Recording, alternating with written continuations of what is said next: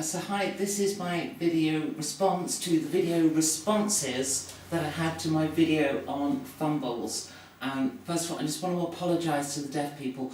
I'm not going to caption this one. I know the auto-captioner thing on YouTube works terribly with my accent, but I'm not going to do that on this video.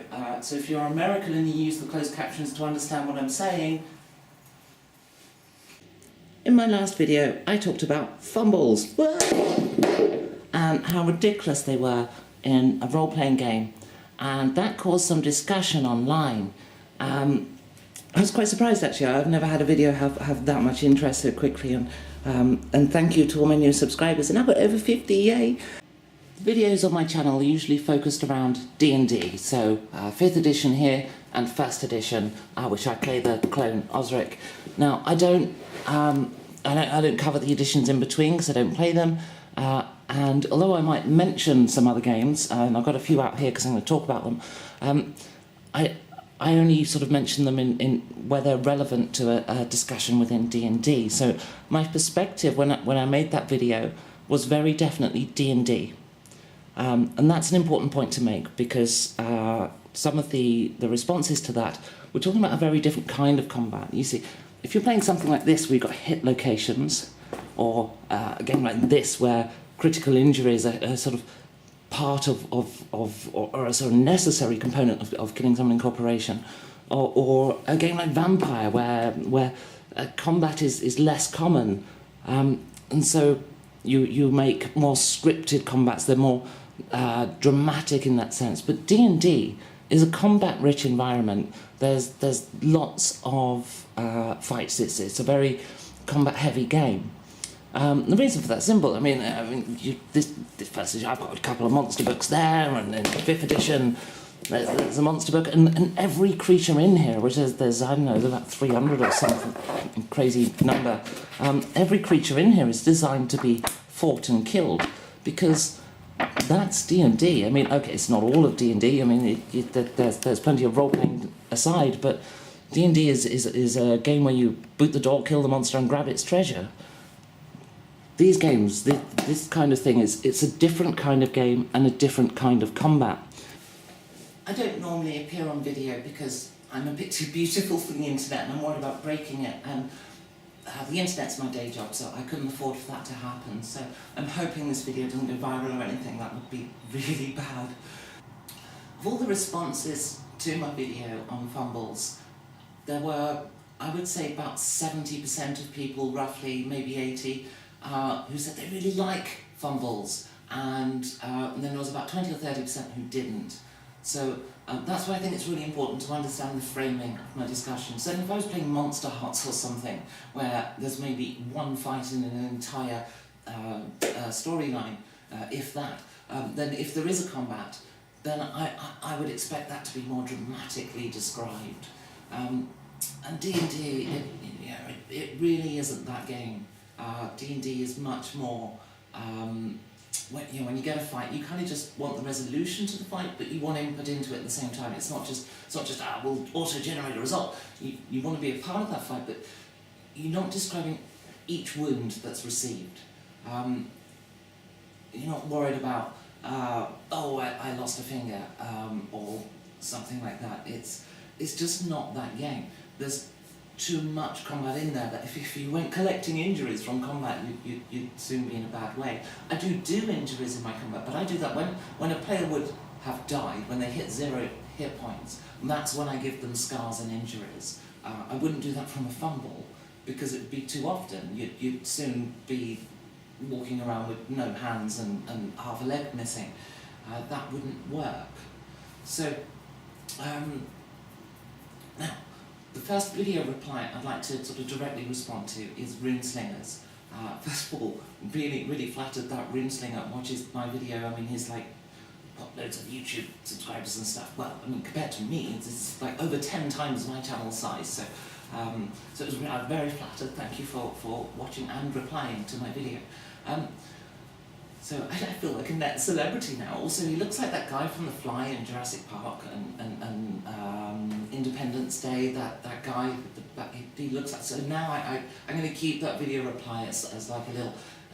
As a Hollywood A-lister watching my videos. It's not him, but he looks like it, so that works for me. So. It's an excellent video, and I do recommend you watch it because he spends the first couple of minutes talking about me, which is really flattering, so thank you. But then he goes against what I say. He disagreed with me, which I was less impressed about. And that's why I really wanted to sort of frame what I'm talking about when I make my videos. My channel is D&D. At the moment, at this point in time, every video on there relates to D&D, and that's why that point is so important as to framing what it is I'm talking about. When I do all of my videos, every single one's D&D. I do play lots of other role-playing games, which is why I reference them sometimes when I'm talking about a point in D&D. One of the things Runeslinger suggested was that the fumbles I'd suggested were too severe, like dropping your weapon or falling over or I think it's pants falling down. Of course, I never said that. I would have said trousers if I had. But the point he was saying was that if you do criticals like that, then yes, 5% is far too severe. Which is my point. Yes, it is. But he suggested that if the fumbles were less serious, then that would be okay. Well, my answer to that is, that's a miss. Stepping back into a tree, being slightly out of position, so that's a miss. The definition of a fumble is a disadvantage to the player that has consequences. It's a critical fail. So there has to be some downside to what's just happened, some problem. Which impacts the player. Either the person they're fighting gets advantage from the next attack, or they go without the weapon, or they have their handgun, whatever. It's something that has a mechanical disadvantage. And this is where my big problem with fumbles is. If I have a disadvantage, I might, for example, lose my sword. I'm losing agency. I might be put out of position and unable to attack in my next turn. And I've got to wait for play to go around the table twice before I get to do anything again. And it's that loss of agency from a dice roll that isn't needed in the game. It doesn't add anything to the game, it only takes away. So why do it? If the part of the GM's job is to make sure everyone who's at the table has their time at the table to talk and be part of the adventure and to be included in the story. And if you take that away from them, miss a turn in the old board game sense of the word, then that player's doing nothing, and that's not the right thing to do, in my opinion. I don't like giving advantage to the attacking monster because that's then changing the rate of damage coming into the party, and that's an important thing, not for the players, but for me. As a GM, I'm observing that, and I'm making sure I'm setting my difficulty according to what's happening strategically. If I'm going to bring in reinforcements, I need to understand the rate of damage that's going backwards and forwards in relation to the hit point pools. And that's an important part, in my view, of balancing combat encounters, is that you adapt your encounters and adapt your encounters and your monsters to how the players are handling it. So I wouldn't like that all of a sudden a player's lost 50 hit points when previously they were only losing 25 a turn between them, and then all of a sudden, bang, someone's down. It's not how I like to run games. I do believe that, yes, let the dice fall where they may, and you shouldn't have gone into that encounter because that monster was too powerful for you. I do that stuff. But I want to be in control of it. I want to know how the players are coming out of a given encounter when they go in, more or less. Now, that's not because I run rigid stories. I do let the dice fall where they may. But as part of balancing the monsters that the players are facing, if the players are going through a dungeon and they've got 5 combat encounters during the course of this dungeon, and the difficulty is just too high for them and they can't get to the end, then I'm not doing all the big reveals and the twists at the end of the story. Now that can be interesting in its own right, yeah, I know, but if I've got something prepared, that's probably 9 times in 10 better than something I haven't got prepared. So ideally, you want to get the balance of the encounters right, and for me, having a sudden amount of damage coming into the players is a rate. It's a control issue, I suppose, but it's about the rate of damage and balancing the encounters. I wouldn't want to give monsters extra damage randomly, because that makes things more difficult to predict, because I'm often several turns ahead of the players in terms of what I know the monster's going to do, predicting the players so that I can get the monsters to do the right things and make them act intelligently. But I'm also keeping an eye on the hit points that I'm taking from them and making sure I'm not taking too much for what I want from that encounter. And that's I feel that's why I don't want to give disadvantage to players. I certainly, as I said, I don't believe in players having to miss turns or change weapons or whatever from drop weapons. If walking backwards into trees or and stuff, it's just taking agency away from players. And yes, it can be interesting in the storytelling, but when you've got a combat-heavy game like D&D, the combat's no longer interesting in a narrative sense. There's only so many different ways you can describe hitting someone with a battle axe before you get bored of it. There's only so many different ways you can describe killing creatures before, to be honest, it's just another creature kill. The challenge isn't or the interest in the game isn't from the narrative of the combat, it's from the narrative of the story. So when I'm playing D&D, I don't really care about describing each hit, because there's too many. It would take forever to do a single fight. It reminds me of my first ever game of Shadowrun, and there was a group of 6 of us playing, and we met every week, and the GM started us off in a combat, and I spent the first 2 weeks of play running from one side of the room to the other. I was quite bored, and that really is not what D&D is about. In D&D you might do a couple of fights a session and some role-playing, so the combat's quick. You don't want to be dealing with I reach over and strike laterally across the body, and I rolled a 1, so I miss, and I leave myself exposed to a counter-attack or something. D&D doesn't deal with combat and that fidelity. D&D is that game, not a game like RuneQuest or Vampire or critical hit locations that aren't important in D&D, that don't have hit locations in D&D.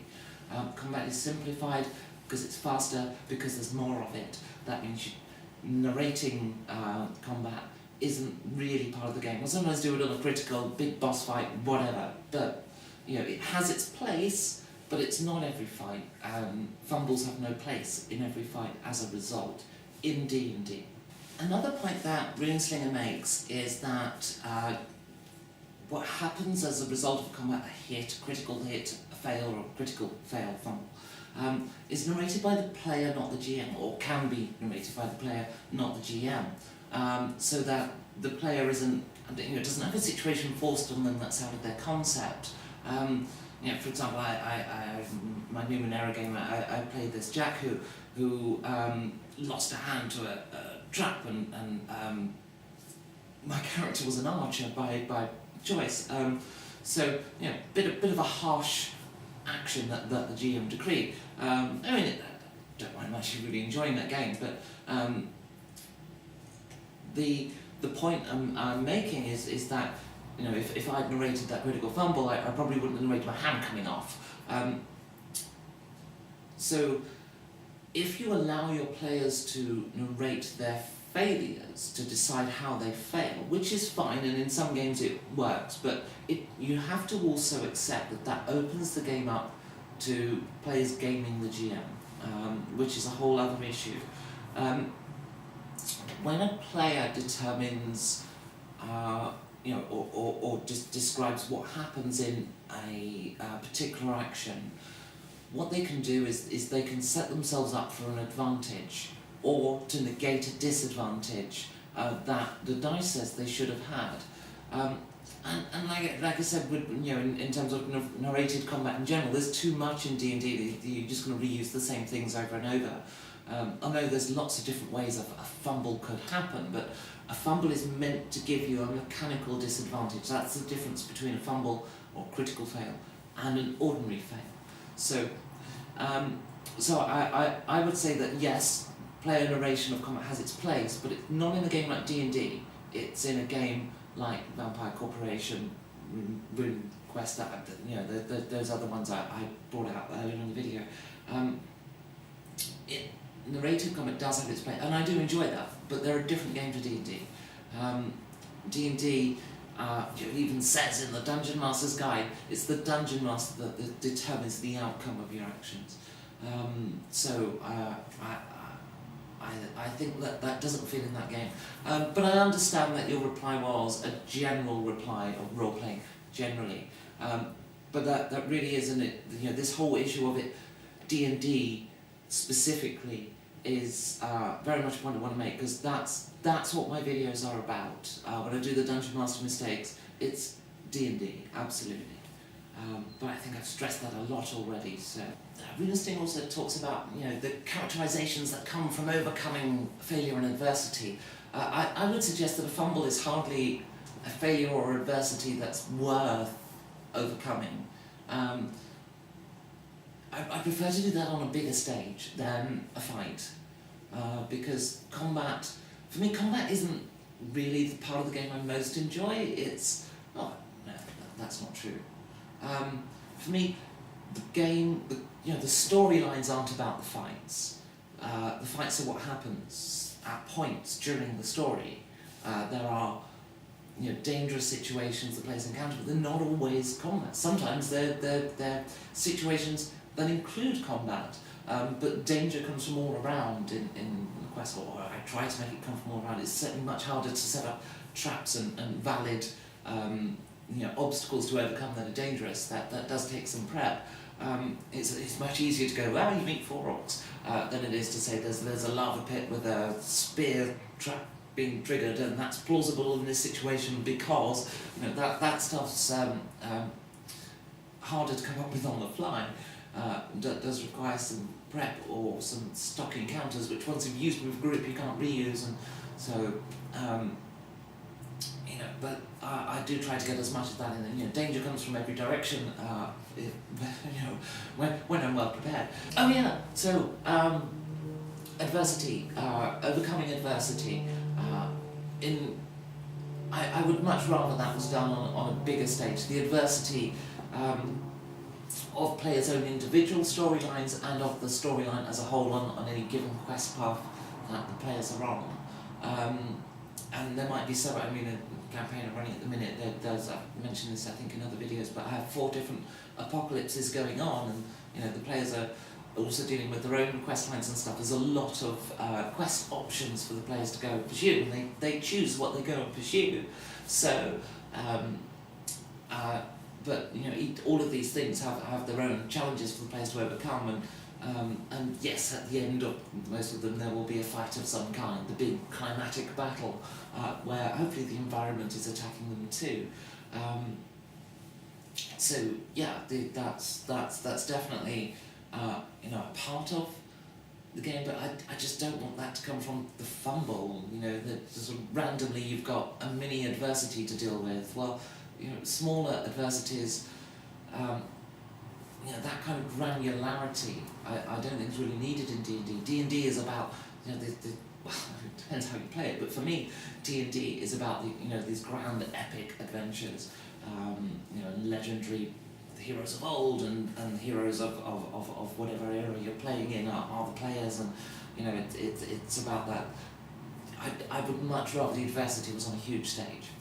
I wanted to respond to the Lindy Page video, where he's saying if you've got a long weapon and you go to sometimes you need to go to a short weapon. So if you've got a spear, if you get charged down by somebody with a sword or an axe or something, then a spear is the wrong weapon to have. You can train again in fighting in that situation, and you can you can get reasonably good, but they do have an advantage on you. And one of the things that Lindy Page said in his video was the most common fumble was in trying to change weapon. And that can be true, because scabbards don't necessarily allow for, they're holding a long weapon like a sword. It can be quite fiddly to draw it. You've got to draw it up to here before you get it out. I'm holding that. So, you've got your spear, and you've got to change weapons, so you get rid of that, and then you've got to draw this long sword out of a scabbard. That can be fiddly to do quickly. What I always used to do is I'd hold my knife behind my shoulder like that. So, if I was using spear, I would switch to my knife, which I can't find, so that's why I'm holding this. He also said that he'd never seen a shield strap break in combat. Well, my shield now has no strap, so it can happen. But it was 4 years old when it happened, so did well that shield. But anyway, my point. I mean, Lindy Page was Lloyd was quite pro fumble in the sense that he liked them in RuneQuest. Well, RuneQuest is a system that has hit locations, so the combat is more detailed than D&D, where it's just hit points and it's quickly over. Now the next video response is a bit more problematical, because there was a bit of an argument once online. Condor DM, bit of an anti-feminist and me, feminist. So Clash of Titans. And it's very difficult the way Condor talks. Frames his argument. He starts with the point that he's researched combat. Has friends in the army. Well, I have friends in the army, less than I used to. There's reasons for that. You can see it. That's a real wound from a knife. I don't want to get into I've got more experience than you. It's not relevant. Everyone has their contribution to make. If I wanted to impress you, how awesome I am, I'll show you my trophy collection from 3 different sports.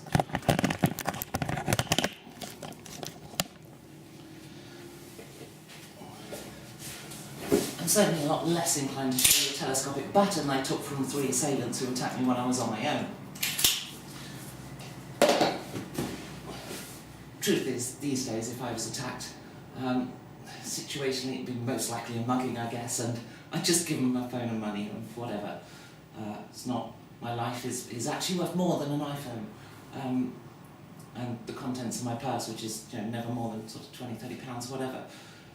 Earlier, when I made the point to Condor DM, one of the things he said was that fumbles are realistic. And realism is something I do want to talk about. And also he was talking about the people in combat saying, it's crazy, stuff goes wrong. And yes, that's true. It's very rare for a shield strap to break, but stuff goes wrong. And my argument to this is that's what a miss is. And in some ways it's kind of wrong in role-playing games, and role-playing games aren't realistic. If a game was realistic, then axes could lock weapons. We don't do lock weapons. There'd be movement on the battlefield would be controlled by the combat to a certain extent, rather than voluntary actions. If you're facing down against 2 people, you are backpedaling. You're running around trying not to be outmaneuvered, because once 2 assailants have more than 60 degrees on you, it is almost impossible to defend. So you're constantly trying to keep the 2 people in front of you within 60 degrees in front of you. Now, that kind of science of understanding combat isn't in role-playing games. That's why crossbows in D&D are useless. European crossbow was actually extremely effective. The different types of weapons in role-playing games have no effect against different types of armour. You have to bear in mind that through the ages, different weapons were invented to circumvent certain types of armour. So, that's not in role-playing games at all. In fact, we have types of armour in role-playing games that never existed. Studded leather. Why would you wear studded leather? What does that do? What do the studs do? I have no idea. A little pointed stud is just going to redirect the blow, and why? Plate mail with gaps between the plates is just why? It won't do anything. It's not realistic. And one of the points I was trying to make with being in combat, changing what happens in the theatre of your mind, is that the only thing somebody who's experienced in combat can really bring to a role-playing game combat is that it's not realistic. That's the only thing that, I get frustrated that axes don't disarm, because I've experienced being disarmed by an axe. I mentioned that in my previous video. I only have one once. As I said in the original video, I was disarmed by an axe once. And then I learned what axes could do. The first time I came up against somebody experienced with an axe, they disarmed me. And one of the comments I had was, well, you rolled a 1. Well, I didn't roll one in however many years I was doing that for almost every weekend. And then only get 1, well, 2 arguably, because my shield strap broke. So, it put that down. All the benefit of experience in real combat really gives you in role-playing game combat is that the theatre of your mind knows things aren't real. That's it. It's just... It's a board game at that point when it's a fight if you're using miniatures. If not, it's a strategy game as well. It's part war game, and that's really all there is to it. Game, the word game. And sure, it'd be great if role-playing games were a bit more realistic, and or maybe it would be great. There are games that have a level of realism that are more realistic. Wouldn't like to pick one out and cite it as an example of realistic combat, because I don't think I've ever really played one that I thought really captured my experiences. If it did, then the most important combat stat would be confidence, and nothing else would actually really... Strength, not important. Dex, not important. Constitution, not important. One blow to hit you is the one that kills you. What's important is confidence, and I've never seen that as a stat on a role-playing character, ever. I don't think it really adds anything to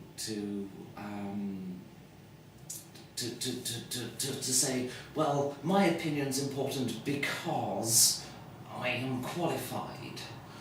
Because that's I know was a big theme of a previous discussion was what qualifications I had to qualify myself before you would answer my points. No, it's not important. What we're talking about here is a D&D game, and we've all played that before. But the point you go on to make is that with all your research and talking to people who've experienced combat, is that a 5% fumble rate is realistic. And if we're talking about realism, I'd say that, well, realism doesn't matter. But I also want to reiterate the point. It is ridiculous that 5% of the time I'd be dropping my sword, or some disadvantage in a mechanical sense happens in the game. Because it's a point that I answered with Runeslinger. The concept of being out of position or something, that is what a miss is. If you miss and the enemy hits you, then you are out of position. You were in some way disadvantaged.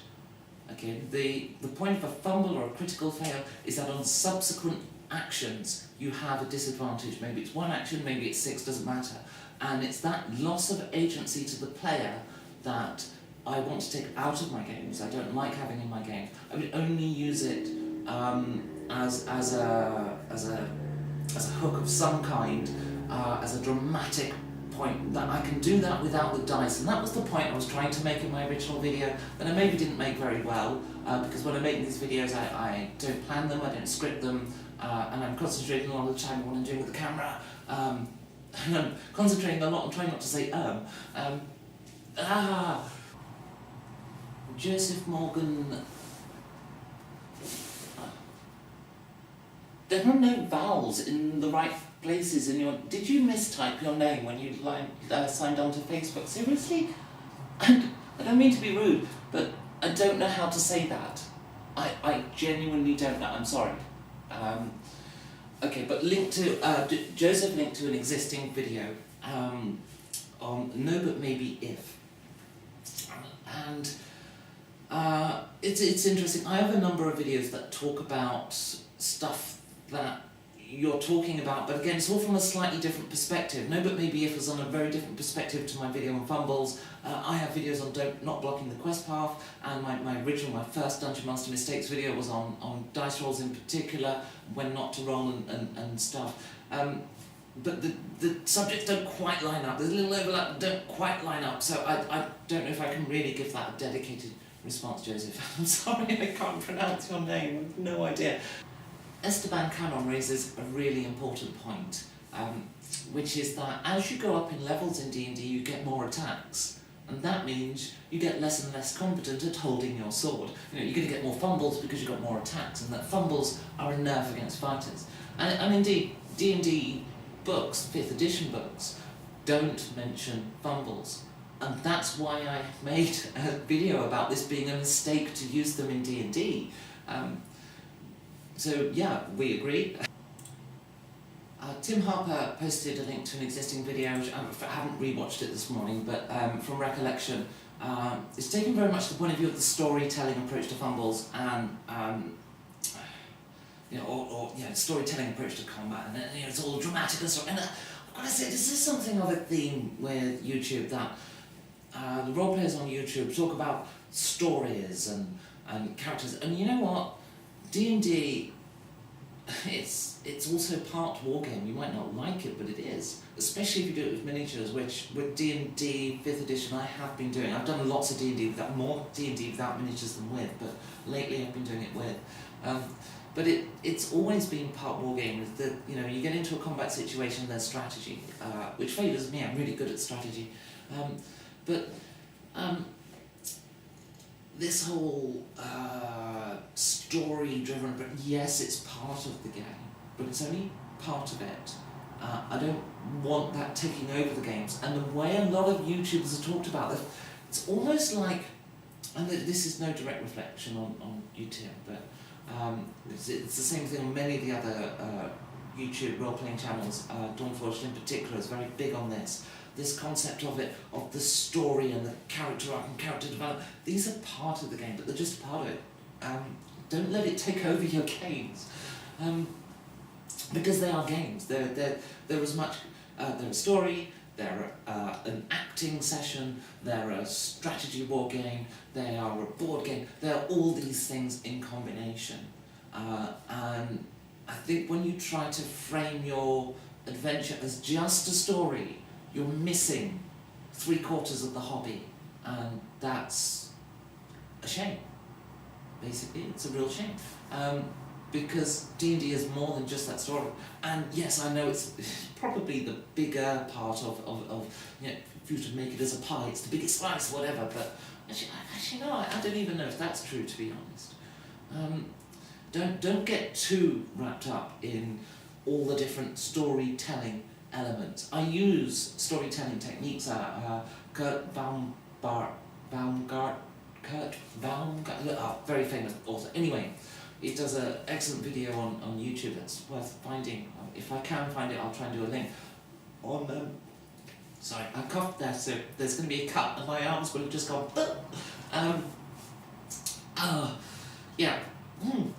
Water. Okay, so. Kurt Baumgart, I'm going to have to look up his name now. Kurt Vonnegut. I wonder if that has a more German or Austrian pronunciation. Vonnegut. No, that would be Dutch. Vonnegut. How would you say that in German? I don't know. I don't know. Is he German? He's born in New York. Doesn't answer anything. So probably Vonnegut. So anyway, he does this excellent video on story arcs and how there's basically only 3 stories. And I use that as a pacing guide sometimes, or as a tragedy guide to the good fortune, bad fortune thing to the players and to what happens to them, because they work and they're useful tools to have in your arsenal. But don't make storytelling your only arsenal, because D&D is also other things. It's also part board game. It's also part strategy war game. It's also a group of friends sat around eating rubbish food and sweets and drinking Coke, or in some cases snorting it. And it's a bit about acting, and sometimes it's just about sitting around quoting Monty Python, and that's okay because it's part of the game. And don't forget, these things are just as important as the story part of the game. And to a certain extent, a lot of what Tim's saying, I think I already covered in previous replies, in the sense that I prefer my tragedies to be on a bigger stage. David Rojas, I'm rubbish with names, aren't I? David Rojas says he loves the comedic value of a fumble. Yeah, sometimes it is fun. I'll give you that. So, I still don't necessarily see that a mechanical disadvantage should come from a fumble that couldn't come from a miss. I come back to this point about agency. A fumble loses the player something. It has a cost. The yes but, in this case it's a no and. So, if you're lockpicking your critical fumble, your lockpick breaks, that's great, but now your rogue can't pick locks. It's a bit harsh. That's what they do. What are you going to do? Are you going to throw another locked door in? Well, don't forget to not block the quest path. That's a different video I did, but that means you can't use a lot. Really, yes. So going back to his point that they can be fun, yes they can. You can get just as much from a miss. You can still have ones being a dramatic miss or something. And don't get me wrong, when I talk about I don't do narrated combat in D&D, I do, but I don't make it the focus of that combat, and there's a difference between dispatching 3 orcs and dispatching a dragon. That's a different thing. My characters are only 5th level or something in the game I'm running, so we're dispatching a fire elemental rather than a dragon. Right, Jamie Prentice posted a video on fumbles, a pre-existing one. Lindy Bages. I think I covered that earlier. And Jamie Prentice suggested that 5% determines the chance of a fumble. Getting a 1 means there's a chance of a fumble, and should then roll a dex dice or a dex save. No. It's too much dice rolling. It's one of the things I noticed when I read the DMG is that for every role-playing situation, you could substitute that role-playing situation with a dice roll, and I don't want to do that. It's like, you're going to talk to this NPC, or you could just roll a persuade. I'd rather have the talk to the NPC, otherwise it's a board game entirely. And as much as I was saying earlier that the board game part is part of D&D, but you can't just do that. This combat with that level of dice rolling is very wrong in D&D, because D&D is a simple combat system. So the moment you say, yes, it's a streamlined combat system, we do very few dice rolls and we get to an answer like this.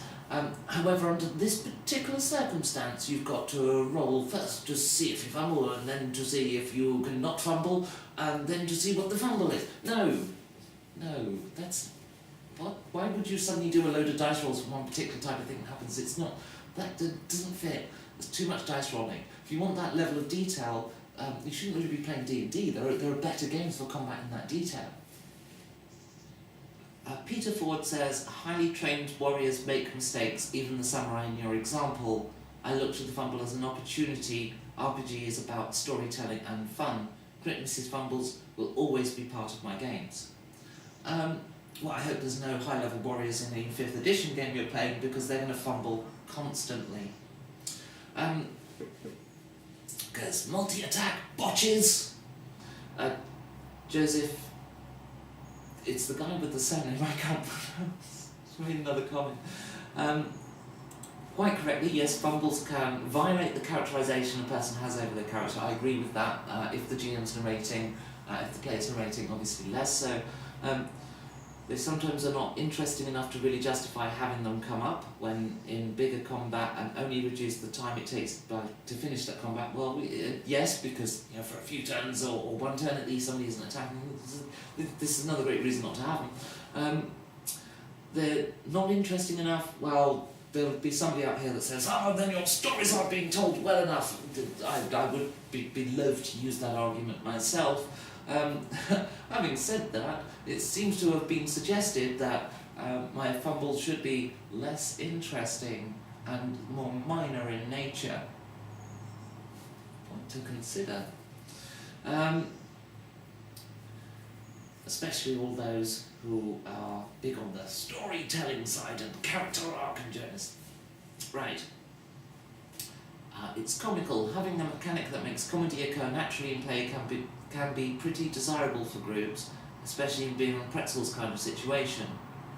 Yeah, don't get me wrong. There are places. There's a time and place for fumbles. There is. It's not in D&D.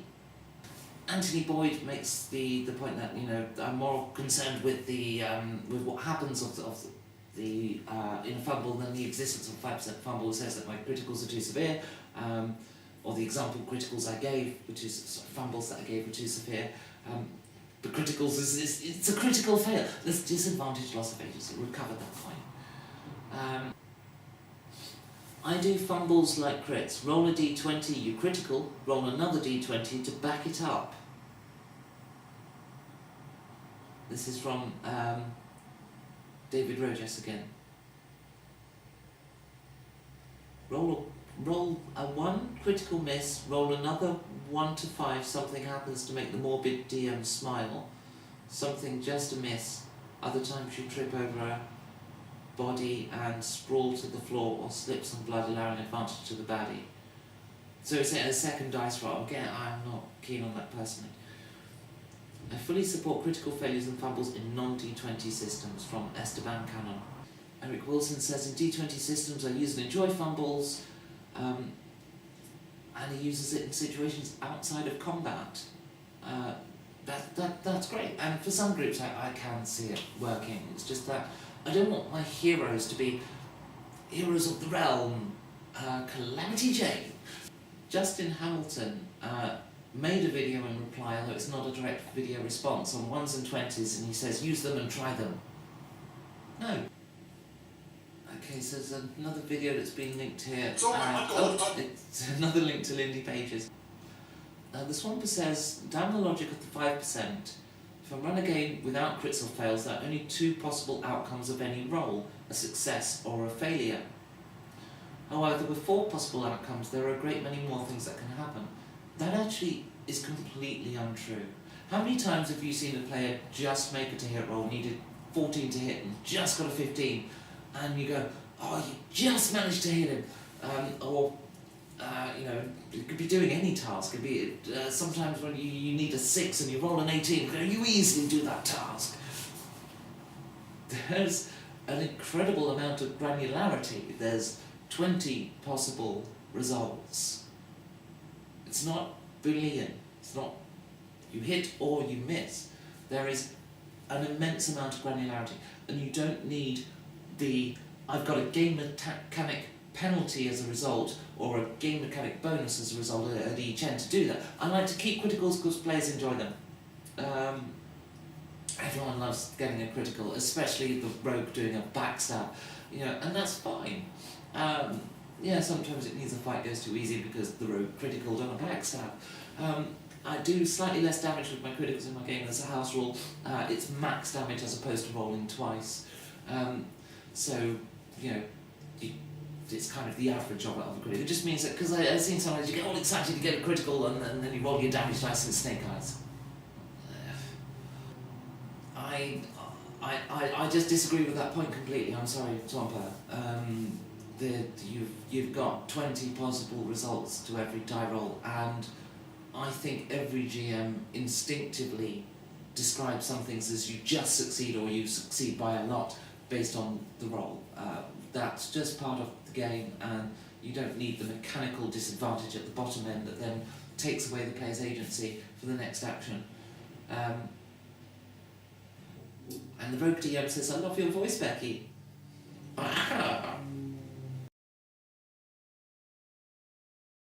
Now, so the first video response I want to talk about is Runeslinger's response. First one, really chuffed Rune.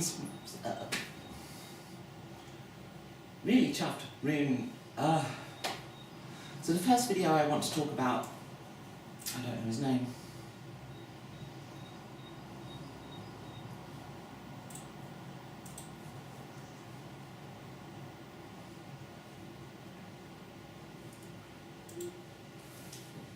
So the first video I'd like to talk about.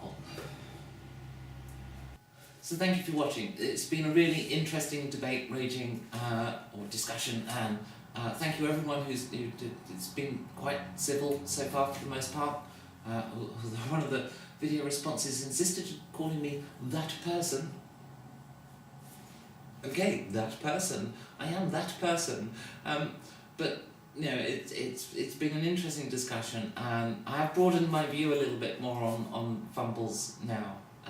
Because, you know, when I made that video, I was really talking about D&D, and I think one of the things I need to sort of make clearer, I think, when I do my videos is that, because I play all sorts of role-playing games, so my videos really are just D&D.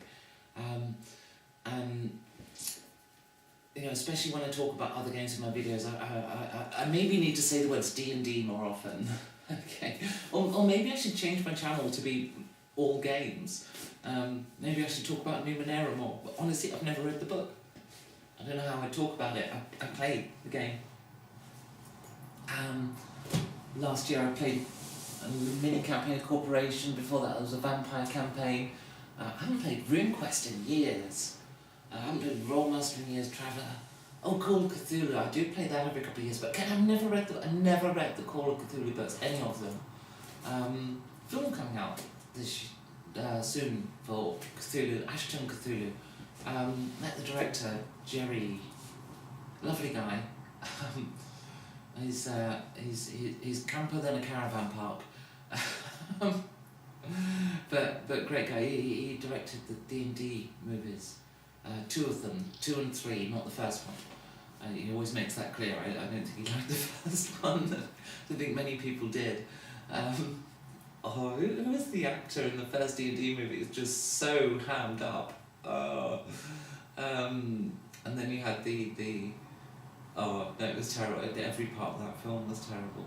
Anyway, that's my. I think I've said everything I can say about Fumbles now, because most of the video responses to it were saying about the same kinds of things, and I do accept that there is a place for Fumbles. I don't think it's in D&D. Thank you. Oh!